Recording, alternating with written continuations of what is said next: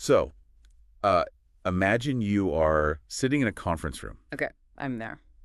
You've just finished pitching this project that you have, spent the last 3 months absolutely agonizing over. Right. The kind you poured your weekends into? Exactly. You've run the numbers, you've built the deck, you take a breath, feeling pretty good about it all. Yeah, that sense of relief. But then the coworker sitting across from you, the one who contributed, absolutely nothing, leans forward. Oh no. I know where this is going. Yeah, they flash this warm, highly practiced smile, and they look at the boss and say, I just want to say, I think this is a great start. I really love how you took the initial brainstorming session we had in the break room and ran with it. We make a great team. Wow. That is just brutal. Right. In a span of about 5 seconds, with this perfectly polite smile, they have completely hijacked your credit They minimized your solo effort entirely. and positioned themselves as your manager, basically. Yeah. You have just been attacked. But you're sitting there paralyzed. Right. Exactly. Because there are no swords, no shields, no shouting. You don't know how to fight back. Because the attack didn't look like war. It looked like collaboration. It really did. And, from the time we are absolute toddlers, society drills this one highly specific message into our brains. Be nice. Play fair. Yeah, share your toys, cooperate, and, whatever you do, keep the peace. We are fundamentally conditioned to believe civilization is this harmonious project. But then you actually grow up. Right. You step into a corporate office or try to navigate a messy family dynamic, and you realize something incredibly jarring.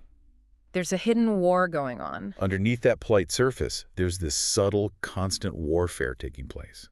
People playing passive-aggressive games, stealing credit with a smile. It is a battlefield out there, but nobody is wearing a uniform. Which is, it's the great unspoken paradox of modern adult life, really. Yeah. We are so thoroughly trained for peace, but we get thrust into a world that very often operates on the hidden, ruthless mechanics of war. And we just aren't equipped for it. Not at all. We lack the vocabulary, the psychological tools, so we end up feeling confused or deeply resentful when people refuse to play by playground rules. We expect a fair game, and we just get slaughtered. Exactly. By people who realize there are no rules. Which is exactly why we're opening up Robert Greene's The 33 Strategies of War for today's deep dive. It is such a vital, eye-opening source. It really is. And our mission for you, the listener, is to completely shatter this illusion that strategy is just a dusty concept for four-star generals. Or corporate executives in corner offices. Right. We are going to extract the battle-tested wisdom of history's greatest commanders and translate it into the reality of your daily life.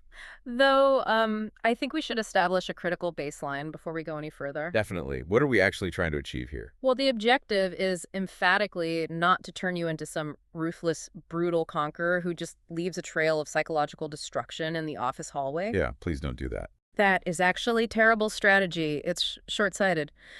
The ideal we are aiming for, as Greene lays out, is this archetype of the strategic warrior. How does he define that? To understand it, we only need to look at ancient Greek mythology. They had this brilliant contrast between two very different deities of war. Okay, I love Greek mythology. Who are we looking at? On one side, you have Ares. He represents the brutal, bloodthirsty, highly emotional side of violence. The guy who acts on impulse. Right. He screams, he breaks things, he reacts. And interestingly, the Greeks themselves largely despised Ares. I didn't know that. So who is on the other side? Athena. She is the goddess of strategy, of supreme wisdom, of winning the conflict with the absolute minimum amount of bloodshed. You're maybe not drawing a sword at all. Exactly. Operating at the height of her powers means winning without fighting. I mean, I'm tracking with you, but I feel the need to push back slightly right out of the gate here. Sure, go for it. When I read through this material, my brain kept raising a red flag. If I start treating my daily life, my coworkers, my neighbors, as if I'm in a literal war zone. Isn't that toxic? Yeah. Isn't that inherently toxic or a little paranoid? If I assume everyone is out to get me, don't I just become the architect of my own misery? I get that. It is a completely natural reaction to recoil from the language of war in civilian life. Right, because it sounds aggressive. But we have to separate the Hollywood image of warfare from the psychological reality of human dynamics. Acknowledging human aggression doesn't make you a villain. It doesn't mean I walk into a room looking for a fight. Exactly. In fact, it's the only framework that protects you from the actual wolves out there. Operating as a strict pacifist around manipulative people isn't noble. It's just a recipe for becoming a victim. Right. The strategic warrior, the Athena archetype, operates with supreme, ice-cold rationality. So the goal isn't to start conflicts. No, the goal is to manage difficult situations through deft maneuver, rather than getting dragged into messy, emotional confrontations. It's recognizing that humans have aggressive impulses, channeling that energy creatively instead of just repressing it until you explode. Precisely. It's the difference between a martial artist deflecting a punch versus someone who just covers their face and hopes the punching stops. You learn the mechanics so you're no longer a pawn. Yes, but to do that, you cannot start by looking outward. Where do we start? Before you fight external enemies in the boardroom, you have to conquer the most unpredictable battlefield that exists. Which is? Your own mind. Oh, wow, because you can't strategize if you can't see clearly. Right, exactly. And the biggest threat to our clarity isn't a lack of information. It's our own internal weather system. The emotional fog. Yes. The human mind is biologically prone to emotional reactions. It's a survival mechanism. Like when we face conflict, we feel fear. Fear, which makes us defensive, or anger, which floods us with adrenaline and makes us rash. Or overconfidence if we've been winning. Right, which makes us blind. This emotional fog completely ruins strategy. Strategy requires distance and calculation. While emotion demands immediate reaction. So to cut through this fog, the material introduces a deeply counterintuitive concept, the polarity strategy. The polarity strategy. Mhm. Okay, what does that actually look like? Because it sounds a bit abstract. The premise is that you cannot move with purpose unless you clearly identify your enemies. You need polar opposites to create motion and clarity. So, practically speaking, how does that work? Well, to understand its power, we have to look at this gripping saga from ancient history. It involves a young Greek philosophy student named Xenophon around 401 BC. I love when philosophers get thrown into life or death scenarios. Set the stage for us. So Xenophon is embedded with an army of about 10,000 elite Greek soldiers, but these men are mercenaries. Ah, so they're just in it for the paycheck. Exactly. They have a very transactional mindset. They were hired by Cyrus, the brother of the Persian king Artaxerxes. Okay, so a family feud. A massive one. Cyrus plans to use these mercenaries to violently overthrow his brother, and the Greeks agree, assuming it'll be a standard campaign with a massive payday. But I'm guessing things don't go according to plan. Not at all. Very early in the clash, Cyrus is killed. Oh, wow. So the guy writing the checks is dead. The war is instantly over. But these 10,000 Greeks are now stranded deep inside the Persian Empire, thousands of miles from home. Surrounded by hostile forces with no supply lines. It is the ultimate nightmare scenario. And the Persians, rather than attacking head-on, play a devious psychological game. What do they do? The Persian commander, Tissaphernes, realizes fighting cornered hoplites is too costly, so he uses misdirection. He acts like a pragmatic friend. He pretends to be nice. Yeah. He says, Cyrus is dead, we have no quarrel with you, lay down your weapons, and we'll escort you safely back to Greece. Wow, the ancient equivalent of the passive-aggressive coworker smiling at you. Exactly. And he even invites the top Greek generals to his tent for a neutral banquet to hash out a treaty. Did they fall for it? Hook, line, and sinker. They walk into the camp, and the moment they're inside the tent, Persian guards swarm them. My God. They are arrested, dragged away, and summarily beheaded. That is horrific. What happens to the rest of the army? This is the crucial part. You'd expect a hardened army to fly into a vengeful rage. Yeah, grab their shields and fight. They do not. They experience an immediate, total psychological collapse. They are paralyzed by despair. They just give up. They stop eating. They sit around the campfires weeping, waiting for the Persians to ride over the hill and slaughter them. Why, though? Elite soldiers just waiting to die. Because they completely lost their sense of direction. They were tricked by false friendship. The fog of emotion blinded them. They didn't know if they were prisoners or guests or soldiers. Right, but then you have Xenophon. He wasn't a general, just an intellectual who tagged along for adventure. And he steps up. Well, first he falls asleep and has this visceral, terrifying dream. A massive lightning bolt strikes his father's house and sets it ablaze. That sounds like a terrible omen. He wakes up in a cold sweat. But instead of panicking, his philosophical training kicks in. He realizes the burning house represents the destruction of their comfort and their past. Ah, so it's a wake-up call. Yes. He realizes the barrier keeping them from home isn't the Persian army or the mountains, it's the psychological confusion inside their own heads. He diagnoses the disease. As long as they see themselves as victims of a bad business deal, they're going to die. Xenophon knows they need absolute clarity to survive. They need an unbridgeable polarity, an enemy. So he gives them one. He calls the remaining officers and gives a speech that completely rewires their psychology.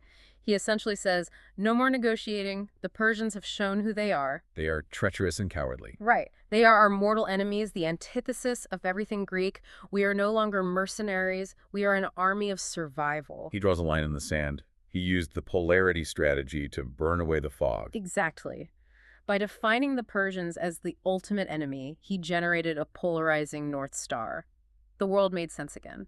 Us versus them. And that clarity gave them purpose. Did they make it back? They did.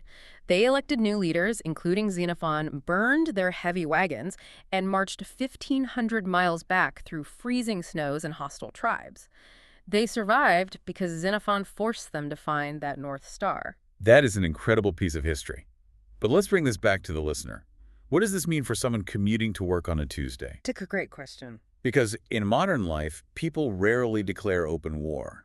The stakes aren't physical survival.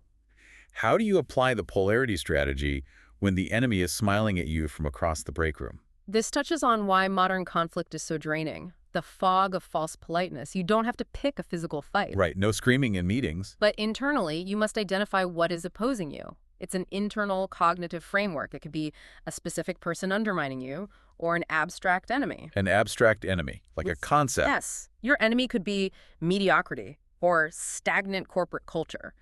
By defining what you stand uncompromisingly against, you create that North Star. So going back to the coworker stealing credit. If I don't have a defined enemy, I just react emotionally. You feel hurt and betrayed. You wonder why your friend did that.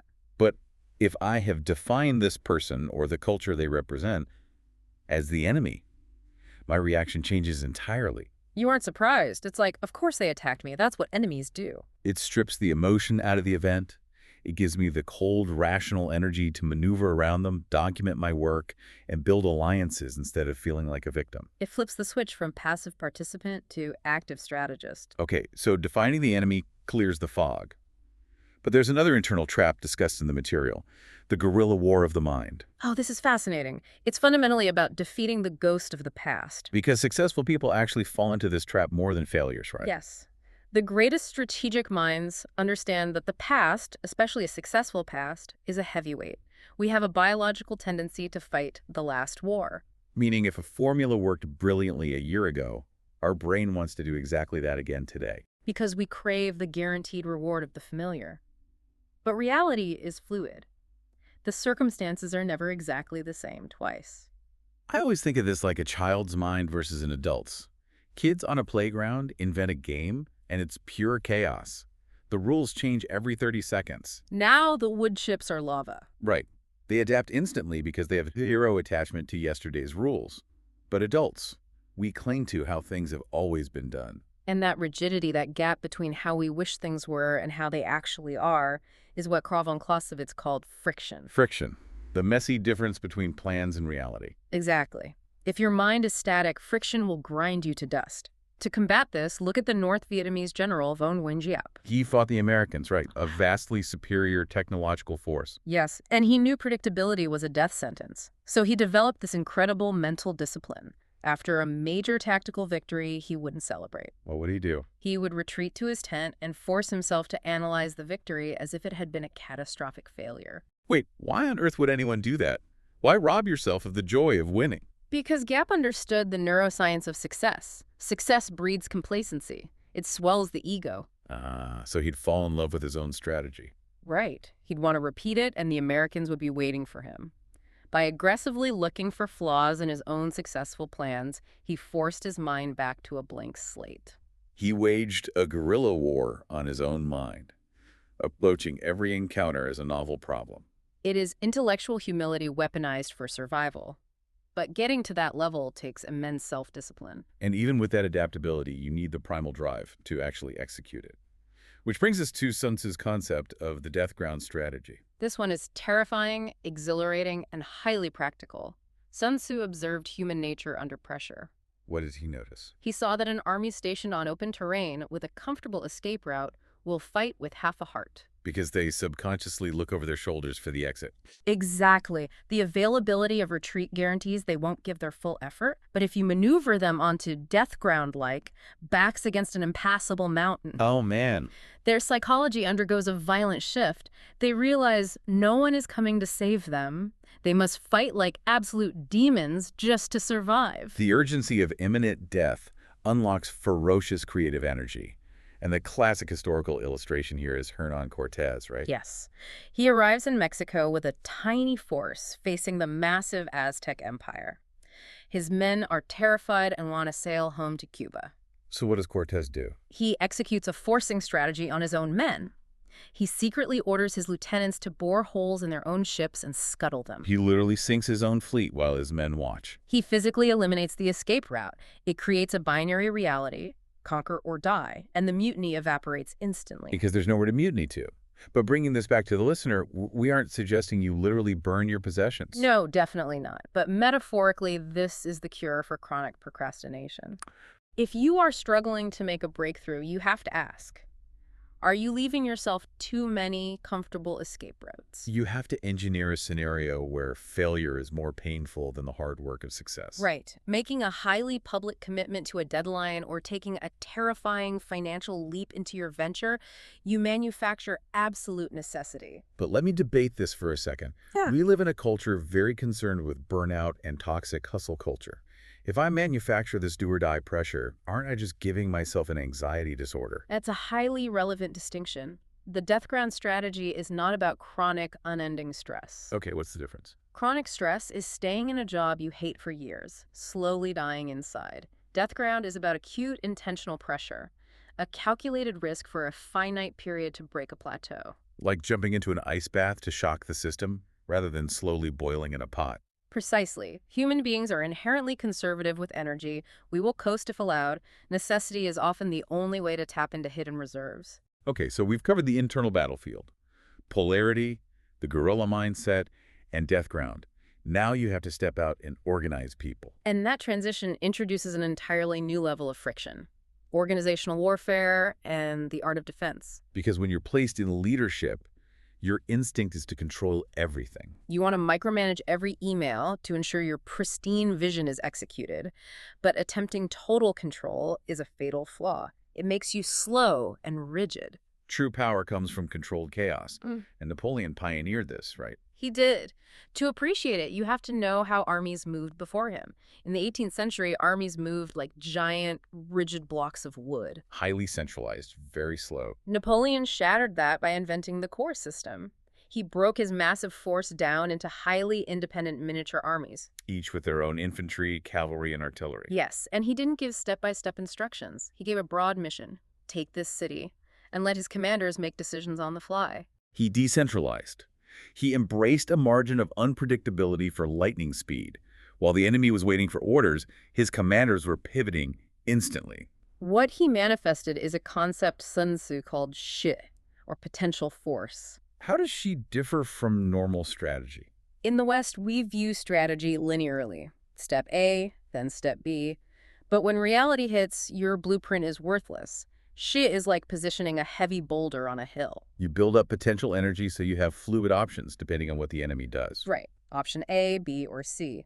Napoleon didn't need a perfect plan because his structure generated options instantly. But for a listener managing a team, if I just say, here's the goal, figure it out, how do I know they won't drive the project off a cliff? That is the eternal dilemma. Control too much, you paralyze them. Control too little, you invite disaster. Napoleon engineered the directed telescope for this. The directed telescope, what is that? He knew the formal chain of command filtered and sanitized information. By the time news reached him, it was old and polished, so he built a shadow network. Essentially, highly loyal junior officers who answered only to him. He could dispatch one to observe raw reality and ride straight back with the unfiltered truth. That's brilliant. Yeah. But in a modern corporation, a shadow network of spies sounds like a great way to destroy morale. You have to adapt it. It's not about espionage. It's about cultivating a diverse, informal network across all levels. Like the CEO having coffee with summer interns. Or the regional director talking directly to customer service reps. Having trusted voices embedded in the actual work who give you the unvarnished truth quickly. So you trust the system, but verify the reality independently. Exactly. Okay, so your organization is built for speed, you're ready to engage. But counterintuitively, the material argues the best way to engage is often not to attack at all. Defensive warfare. The perfect economy strategy. Because we think being strategic means charging forward and dominating. But masterful defense is the height of wisdom. It's about aggressively conserving energy while turning your opponent's momentum into a weapon. And the historical example here is an absolute masterpiece. Napoleon at Austerlitz in 1805. The setup is terrifying. He's facing a massive allied army of Austrians and Russians sitting on the Pratzen Heights, the ultimate high ground. If he attacks up that hill, he's annihilated. So he engineers a grand illusion.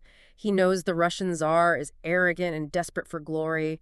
Napoleon projects complete, pathetic vulnerability. He literally abandons the high ground and begs for an armistice. He acts terrified. He creates a vacuum, and human nature abhors a vacuum.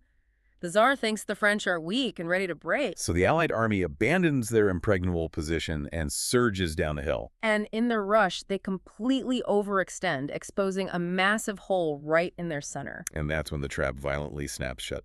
Napoleon had hidden his best troops in the freezing fog at the bottom of the valley. They surge up, smash through the center, and sever the enemy army in half. Flawless victory achieved by letting the enemy's aggression pull them out of position. Perfect economy. Why spend energy battering down a steel door when psychology can trick the enemy into opening it for you? I love translating this to modern sports.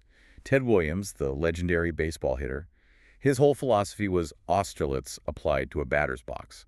Pitchers try to make hitters emotional, throwing junk pitches to bait them. And most hitters, driven by ego, swing at the junk, get frustrated, and lose mechanical control.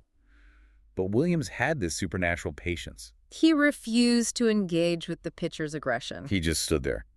And the pitcher, desperate to get the at-bat over with, would eventually throw a predictable fastball right down the middle. He turned the pitcher's necessity against him. So for the listener dealing with barbarians, overly aggressive coworkers or family members, our primal instinct is to match their energy. But the strategic warrior does the opposite. You absorb the energy without returning it. Let them move first. Give them the conversational equivalent of the Pratzen Heights. Right. Let them dominate the first 20 minutes. They will overextend, waste their capital, and reveal their entire hand. Meanwhile, you've spent zero energy. You wait until they're off balance and exposed. Then you strike with a calm, targeted counter-argument. Save your energy for the perfect pitch. I love that. Yeah. But eventually, you can't just play defense forever. You have to go on the offensive. Yes. Offensive warfare and grand strategy. This is where we move from tactics to true strategy. What's the difference? Tactics are how you win today's meeting. Strategy is how you string battles together to win the war. Grand strategy requires looking at the ultimate campaign of your life. And sometimes that means intentionally losing a tactical battle today. Alexander the Great pioneered this. His maneuvers baffled his own generals because they were stuck in the mud of daily battles. They wanted to fight the main Persian army immediately. But Alexander was a grand strategist looking at the geopolitical chessboard. He realized if he fought the army, they'd just raise another one. So he ignored the army and conquered the port cities instead. Effectively neutralizing the Persian navy and securing his supply lines. His maneuvers were geared toward long-term political ends. A modern equivalent is the Vietnam War. From a tactical standpoint, the U.S. won almost every major traditional battle. They won the tactical war, but North Vietnam won the grand strategy. They knew they couldn't win a war of attrition, so they shifted the center of the conflict. They just needed to survive long enough to exhaust the political will of the U.S. civilian population. She played a completely different, much longer game. Which brings up a crucial question for the listener. Are you operating as a tactician or a grand strategist?